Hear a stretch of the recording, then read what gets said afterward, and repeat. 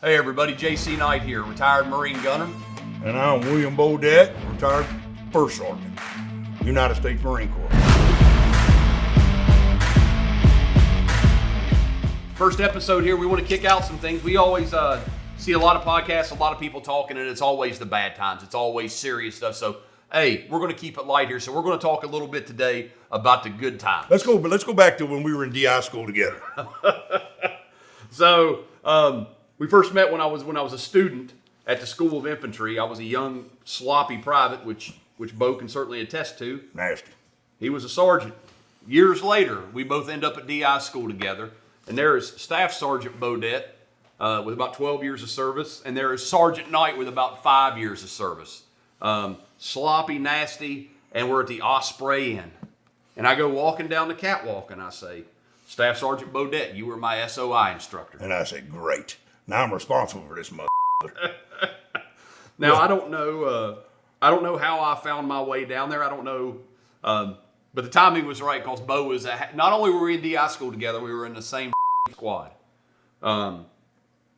Shortly, probably on day one. Let's talk about you in DI school, first of all, as a young sergeant.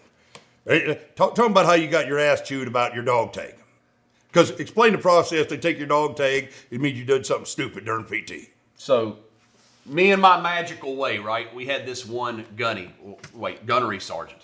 We had this one gunnery sergeant. Yeah. Was not a Sergeant J.C. Knight fan in the least. So we're doing. He wasn't a grunts. Yeah, he didn't like grunts. He didn't like grunts. So you go to PT, and when you fall out of PT, you have this little dog tag. And it's got this little safety pin on it. So if you're falling out, the instructor can come by and yank your dog tag off. Now, there are a lot of things I up, but I can promise you I haven't ever fallen out of shit.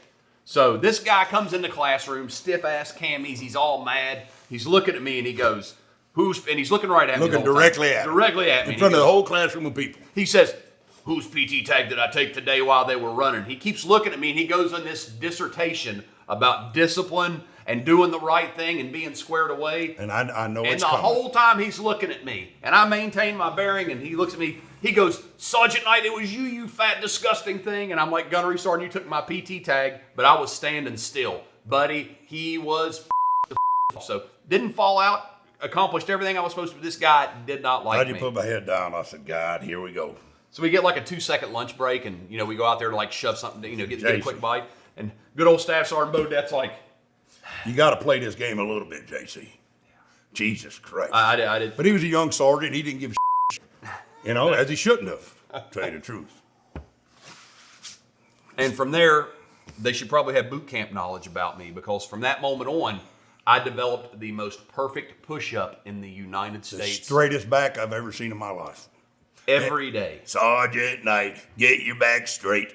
And I looked at him, and it was the straightest goddamn back I'd ever seen in my life. Fat, disgusting thing. Get your back straight. Yeah, he hated you. He hated my guts. Oh, good. How'd that work out for him? It didn't work out. That's what I thought. Years later, I saw this guy, right? And I hold senior enlisteds in very high regard, right? But I come across this sorry fucker, and I was walking across the school. You sure you want to talk about this? I'm sure I want to talk about it. Good, because he was a punk. Good, he sucked. So I go walking across the School of Infantry, brand new gunner. I've been a gunner for like 2 seconds, right? This guy goes walking by, and he doesn't get, Sergeant Major, right? And he gives me one of these. I'm like, no. Hey, Sergeant Major, I'm a commissioned officer in the United States Marine Corps. How about a hand salute? And he gives me one of these half quick. And you're not like that type of officer. No. By any means. You were not. No. You were not. It wasn't about you at all. But this time, you had to teach that sumbitch a lesson. But I will tell you, my inner chi started tingling because I think at that moment, several great United States Marines were living through me vicariously. I channeled their spirit, and I said, I'm going to get this So then, he tried with that ass salute. So after that, I'm like, no, Sergeant Major, you know how this works. Shiny stuff, flat black. You wait for me to cut my salute.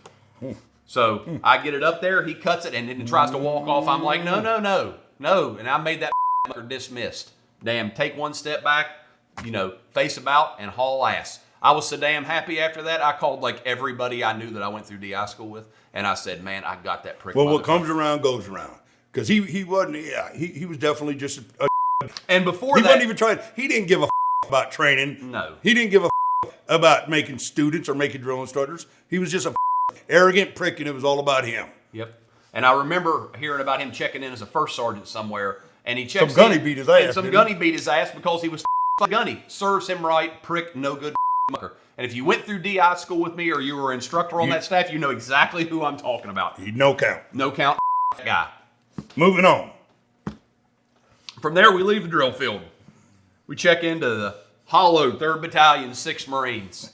Yeah. And we're there for a couple months, and we realize... Now we're back home. We're away from the drill field. We're back home in the infantry where we belong. Happy the pig and Yep. And to speak of pigs and we are getting ready to get on the buses. This is a funny ass story. We're getting ready to get on the buses. And we had this ultra religious first sergeant that had made it to first sergeant in like 11 years, and he was weak. That ain't. Yeah. But he didn't know how to handle Marines. And we have 2 kids that are UA. These 2 portly... The morning we're leaving for Afghanistan. 2 portly Lance Corporals, to put it like... I mean, these were fat. 2 fat Lance Corporals. But they can fight, though. First sergeant's freaking out. He goes, where the hell are these 2 Marines? And here comes these 2 Marines. No shave. Dirty. Smell like alcohol. Smell like goats. You know, and here they come. And I'm like, I look over and I'm like, Gunny, here they come. He says, I said, come here.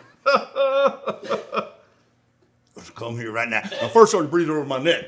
We're going to call Marshall down. We're going to do this. We're going to do that. I said, first sergeant, just stop right now. We're getting ready to go to war. You 2 get on the bus. I will deal with you later. We're going to kill people. Get on. And the best, he tells them to get on the bus. And before they get on the bus, he grabs him. He goes, was it good? Yeah. And they look at him. They go, damn sure was, Gunny. He goes, get on the bus. Get on the fucking... I'll talk to y'all later. We're going to kill people. You're lucky. If I'm lying, I'm dying, man. I guess you had to be there. But that first sergeant looked at me and him. He was like... We got to do it. First sergeant? It'll be okay. I got this. We're going to war. We're going to kill people. Yeah. And I just looked at those 2 fat... I was like, buddy, you owe me for the rest of your life. Oh, shit. Yeah, they won the court-martial. Yeah. Oh, yeah. Crazy, I swept that under the rug. Thank God. You know, and then we found ourselves in the mountains of Afghanistan, and I'm sure this isn't the first guy that has had a man crush on Bill Bodette, but we had this guy named Bobcat. Said Wally. Said Wally was the camp engineer. He looked like Robin Williams, but he was about 5 foot tall or 4'11". Short little son of a... He walked by my hooch trying to make eye contact with me to see if I'd say hi to him. He'd look, and Buddy, if Bo would look at him, he'd go, oh, Gunny, and he'd hold his heart and do this little gesture, and oh. Bodette says, I want to introduce you to the camp engineer, JC. He goes, get over here. Yeah, and then Bobcat tried to give you a hug, and you stiff-armed him. I gave him a little forearm. I gave him a little forearm shiver. I didn't want him putting no sweet loving on me. Boy, he smelled like an old goat. But he would walk in front of Bo's tent all day, every day. All day. Just wanting to hang out with the Gunny. Just wanted to talk to me. He'd see me out of here. He'd see me walking. Bro, you get the fuck out. Get the fuck out of here. He'd see me walking. He'd go, Mr. Sir. I'm like, and I would go, Gunny. He'd go, oh, the Gunny. So we're fighting. We're doing all this. We come back to the camp. Well, the Marines, we left this SF base, right? We were fighting with the SF guys, and said Wally was there. Well, the last month and a half of the deployment, I go up there by myself with my platoon, right? The Gunny had to go home Advon to set the company up, right? That's the norm. Gunny's going to leave 30 days early to go get the company set up. LZ's taking mortars. Bad guys know we're back. And I'm the last guy. And like a lost puppy dog, I look across the LZ. And there he is standing like the Arab. They always stand like this. Their little hands on their hips. And Buddy, he's looking. He's looking for me. He's looking for the Gunny. He's looking around. I'm already gone. He's looking around. He sees me. He's like, oh, Staff Sergeant. He goes, Staff Sergeant. He goes, Gunny. I said, Gunny, USA. He goes, oh, Gunny. He started crying. It broke him that Bo was not with me. And he then for the last like 45 days we're in country, he's like, good morning, sir. Good morning. I wonder if he's dead. And I wonder if he's dead. I Seriously. when I left, I gave him a broken AK as a gift from the Marines. I guess you had to be there. Damn. But he was a broken man when he knew that Bill Bodette was gone from the country of Afghanistan. So, Son of a bitch. So, Yeah. said Walt Lee, here, buddy. If he's still alive, here's to you. Here's to you, man. here's to you. God damn. I ain't thought about him in years. Stinking ass son.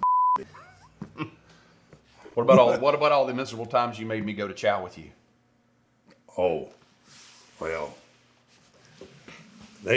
whether we're in Iraq or Afghanistan, they all used to come to me and invite me to dinner with them. Well, okay, but I want to be kind of nice, to the good guys, supposedly. So I said, I ain't going over there alone. I'd go over and grab JC. I said, JC, you're going with me. JC knew if I called him Staff Sergeant Knight, it was all business. If I called him JC, it was personal. He's coming to eat with me over that tent. Man, JC, we stuck to the beans and the rice. We did. He was trying to give me the. Oh yeah, here, fish, Gunny, fish, right out of the Passion River that they caught floating next to the dead bodies. Gunny fish. Gunny fish. No, I'm good with the fish. That goddamn carp's got 3 eyes No and a fish. foot, and they're like fish. And I said, I'm like, that ain't no fish. That's fucking goddamn some kind of fucking.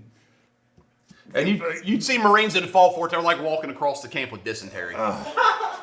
Just completely blow their O-ring out, man. Don't eat the fish. But, man, I knew it was all business. When he was coming to me, he's like, hey, Staff Sergeant Knight, I need you. Okay, Bo's going to ask me to do some work. I'm good with that. But he comes around that corner and goes, JC, I'm like, the fucker. He's taking me to eat with the Get Hodges. Gunny fish. He's Fish. going- Get going Gunny to eat more with the fish. Hodges, I'm like, man. yeah, delicious. Just gave me so much more of the beans. Give me the rice. And the bread. We ate the bread, too. The bread wasn't bad. Bread wasn't bad. I would definitely take Afghan food over Iraqi food. Yeah. It all sucked, but if I had to choose, if I had to choose, I'd rather eat the ass out of a dead skunk. But I didn't have that choice. Oh shit. So that's about it. We got some interesting times with food in the Middle East. God. So he managed to go and get himself shot. And, Yeah, I managed to go get myself shot. And I was playing company gunny, and for like the 3rd week in a row, we got brought veal patties and rice and lettuce. Because the BC's a good one of our buddies. And For those of you out there that don't understand, the Marines where we were at, we never got hot chow. But like once a week, they would bring out the Marines hot chow. Well, the job of the company gunny is to make sure that they brought enough, make sure that it was good, edible, and the Marine, and that is kind of a morale thing. Okay? Well, while I was gone, while I was in the hospital, JC had to take over as company gunnery sergeant. And they brought out, what did they bring out? Veal patty and white rice and lettuce. That was it. no dressing, no nothing. No hot sauce, no Texas Pete, no nothing. Nothing. Zero. So this happens 3 weeks in a row. And Because they're being lazy back in the rear. And them back in the rear eating steak and chicken and they got chocolate and milk and all that shit, punk ass. So after I've had to deal with gunny fish and all the eating with the Arabs, the chow hall, but luckily our own chow hall. Yeah, our own chow hall. All of a sudden the battalion commander shows up to chew my ass. And he's like, what the I'm turning away chow? And I said, hey, I haven't had no good chow out here, and neither of the boys. I said, they brought us veal patty 3 weeks in a row with white rice and lettuce. He goes, let me tell you, sir. He goes, that's it? I said, that's it. And he no goes, salad dressing, nothing. buddy, from that day on, I had butter, I had ranch, I had chicken tenders, I had steak, I had all the fixings. It's a shame that has to happen. You got to get somebody's ass to have them do the right thing. Terrible, man. So I've not had any good eating experiences in the Middle East. Now, granted, our Marines were out there every day getting shot at. Every day something happened, didn't it? Every day. Every day something was going down where a Marine could die or was dying or we were killing somebody. Can't even get no good chow. And can't even get a damn veal patty done right. They didn't fight after that. Colonel got that ass. Nope. Fucker back there in their air-conditioned hooches. Once we got done with that, the good company gunny returns and found his way onto one of the big air bases. And from there found himself at the SMU. Tell us about the SMU. Well, there was this one out, we were doing this one operation, and we brought up all these support guys from Takata and all these other bases. And all these Marines were walking around with all this cool ass gear. Remember, they had nice camis and flashlights and sunglasses, and some of them had matching watches and all kinds of Under Armour shit. Smelling like Irish Spring. Smell like soap. Okay, I could smell them from 15 feet away. No. Well, you know, we've been out there for what, 90 days, some shit. Our camis were white as a piece of paper from the sun and Our camis were thin. We had nothing. We had nothing. You know, we just kept our rifles clean, our machine guns clean, and we were killing people. Well, anyway, I said, hey, Marine, come here. Where the did you get all this gear from? He said, I got it from the SMOO, Gunny. I said, what the is this SMOO? He said, it's a SMOO. Where we go get all this stuff? I said, how the man we getting on this shit? So I said, sir, after this operation's over, I'm going to Kakata, and I'm going to a place called a SMOO. He said, what? I said, sir, just trust me. So I commandeered a helicopter, believe it or not, and I flew to Takata. It took me 2 days to get there. I walked into this place, and there was a fat gunnery sergeant playing solitary on his computer in this air-conditioned hooch. I still have blood on my camis. And he had one of the little cheesy mustaches. And I said, hey, Gunny, I'm Gunnery Sergeant Bodette. I'm 3rd Battalion, 6th Marines. Kilo Company. I'm here to get some. He's like, whoa, wait a minute. We don't do things that way. I said, you do now, brother. And I started raising my voice. He's like, hey, you can't come out. I said, I can do whatever I want. And then all of a sudden, 2 seconds later, here comes this captain. He said, Bo, and he gives me a hug. He was one of the series commanders down there at Paris Island when I was a drill instructor.